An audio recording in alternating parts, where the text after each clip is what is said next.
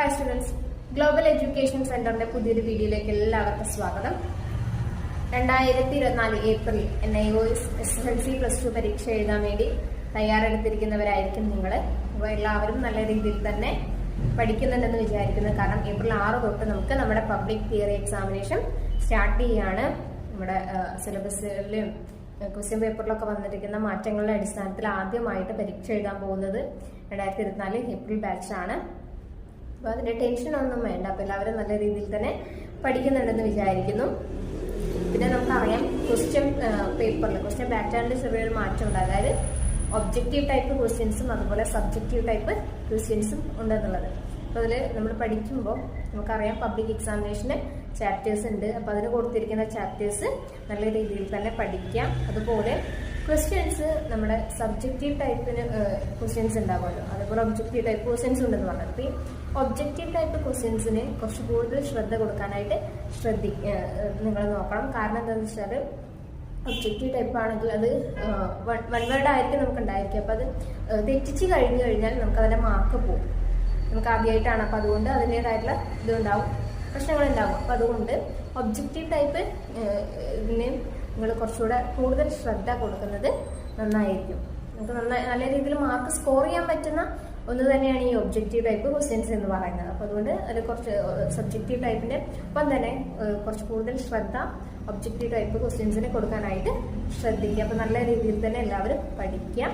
ഈ പരീക്ഷ ഇനി എത്താറായി. പലർക്കും ഉള്ളൊരു സംശയമാണ് നമുക്ക് പരീക്ഷ മലയാളത്തിൽ എഴുതണോ അതോ ഇംഗ്ലീഷിൽ എഴുതണോ എന്നുള്ളത്.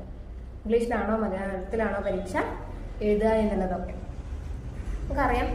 SSLCക്ക് നമ്മൾ രജിസ്ട്രേഷൻ ചെയ്യുന്ന നമുക്കറിയാം അവിടെ ചോദിക്കുന്നുണ്ട് ഇംഗ്ലീഷ് മീഡിയം അതുപോലെ മലയാളം മീഡിയം, അങ്ങനെ 2 മീഡിയം ഉണ്ട്. അപ്പോൾ അതിൽ നിങ്ങൾ ഏതാണ് സെലക്ട് ചെയ്തത്? ഇപ്പോൾ ഇംഗ്ലീഷ് മീഡിയം ആണ് നിങ്ങൾ സെലക്ട് ചെയ്തിട്ടുള്ളത് എങ്കിൽ നിങ്ങൾക്ക് ക്വസ്റ്റ്യൻസും ഇംഗ്ലീഷിൽ തന്നെ ആയിരിക്കും. അപ്പോൾ അവിടെ ആൻസേഴ്സും നിങ്ങൾ ഇംഗ്ലീഷിൽ തന്നെ എഴുതേണ്ടി വരും. അത് മറിച്ച് നിങ്ങൾ മലയാളം മീഡിയമാണ് സെലക്ട് ചെയ്തത്, SSLCയുടെ കാര്യമാണ്. അപ്പോൾ മലയാളം മീഡിയമാണ് നിങ്ങൾ സെലക്ട് ചെയ്തിട്ടുള്ളതെങ്കിൽ നിങ്ങൾക്ക് ചോദ്യങ്ങൾ മലയാളത്തിൽ തന്നെ ആയിരിക്കും. ഉത്തരവും നിങ്ങൾ മലയാളത്തിൽ എഴുതിയാൽ മതിയാവും. അതുകൊണ്ട് ഏത് മീഡിയമാണ് നിങ്ങൾ സെലക്ട് ചെയ്തിട്ടുള്ളത് എന്ന് നോക്കാം. ഇത് മലയാളത്തിലാണെങ്കിൽ മലയാളത്തിൽ, ഇംഗ്ലീഷിലാണെങ്കിൽ ഇംഗ്ലീഷിൽ. നിങ്ങൾ സെലക്ട് ചെയ്ത മീഡിയത്തിനനുസരിച്ച് നിങ്ങൾക്ക് എക്സാം എഴുതാനായിട്ട് കഴിയും. ഇത് SSLCയുടെ കാര്യം. മറ്റേത് നമ്മുടെ +2 മലയാളം മീഡിയം ഇല്ല. ആകെയുള്ളത് ഹിന്ദിയും ഇംഗ്ലീഷും മാത്രമാണ്. അതിൽ ക്വസ്റ്റ്യൻസ് വരുമ്പോൾ ഇംഗ്ലീഷിലും ഉണ്ടായിരിക്കും, അതുപോലെ ഹിന്ദിയിലും ഉണ്ടായിരിക്കും. പക്ഷെ നമുക്ക് വേണമെങ്കിൽ ഉത്തരങ്ങൾ മലയാളത്തിൽ എഴുതാവുന്നതാണ്. ഇംഗ്ലീഷിൽ ക്വസ്റ്റ്യൻസ് ഉണ്ടാവും, ഹിന്ദിയിലും ക്വസ്റ്റ്യൻസ് ഉണ്ടാവും. നിങ്ങൾക്ക് ഇംഗ്ലീഷിലോ മലയാളത്തിലോ വേണമെങ്കിൽ ഉത്തരങ്ങൾ എഴുതാവുന്നതാണ്. അതിന് പ്രശ്നമൊന്നുമില്ല. നമ്മുടെ ക്വസ്റ്റ്യൻസ് ഇംഗ്ലീഷിലായതുകൊണ്ട് തന്നെ അത് കൃത്യമായിട്ട് വായിച്ച് കൃത്യമായിട്ട് മനസ്സിലാക്കിയതിനു ശേഷം വേണം നിങ്ങൾ ഉത്തരം എഴുതാൻ. മലയാളത്തിലേക്ക് ട്രാൻസ്ലേറ്റ് ചെയ്യുന്ന സമയത്ത് ക്വസ്റ്റ്യൻ മാറിപ്പോകരുത്. അപ്പോൾ ആ ചോദ്യത്തിന്റെ കറക്റ്റ് ആൻസർ തന്നെ എഴുതാനായിട്ട് ശ്രദ്ധിക്കുക. അപ്പോൾ നല്ല ശ്രദ്ധയോടുകൂടി വായിച്ചിട്ട് വേണം അത് എഴുതാനായിട്ട്. നിങ്ങൾക്ക് ഇംഗ്ലീഷിൽ വേണമെങ്കിൽ ഇംഗ്ലീഷിലും അതുപോലെ മലയാളത്തിൽ വേണമെങ്കിൽ മലയാളത്തിൽ എഴുതാനായിട്ട് കഴിയും. അപ്പോൾ ആ കാര്യങ്ങൾ അത് സബ്ജക്റ്റീവ് ടൈപ്പ് ക്വസ്റ്റ്യൻസിന്റെ കാര്യമാണ് പറഞ്ഞത്. ഒബ്ജക്റ്റീവ് ടൈപ്പ് ക്വസ്റ്റ്യൻസ് ഉണ്ട്, അത് നമുക്കറിയാലോ. Multiple choice questions MCQ questions MCQ ആയിരിക്കും. അതുകൊണ്ട് നമുക്കതിനുള്ള ഓപ്ഷൻസ്, നമ്മുടെ ആൻസേഴ്സ് അവിടെ തന്നെ ഉണ്ടാവും. നമ്മൾ സെലക്ട് ചെയ്യേണ്ട കാര്യമുള്ളൂ. അപ്പോൾ അതുകൊണ്ട് നിങ്ങളത് ട്രാൻസ്ലേറ്റ് ചെയ്യാനും നിൽക്കണം. അത് ഇംഗ്ലീഷിൽ തന്നെ എഴുതാനായിട്ട് എടുത്തെഴുതേണ്ട കാര്യമല്ലേ ഉള്ളൂ.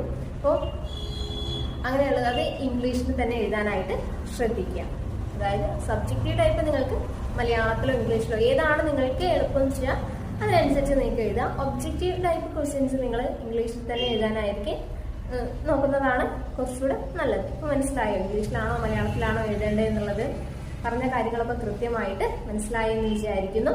എല്ലാവരും നല്ല രീതിക്ക് പഠിച്ച് നല്ല മാർക്കോടുകൂടി പാസ്സാവുക. മറ്റൊരു വീഡിയോ ആയിട്ട് വീണ്ടും കാണാം. താങ്ക്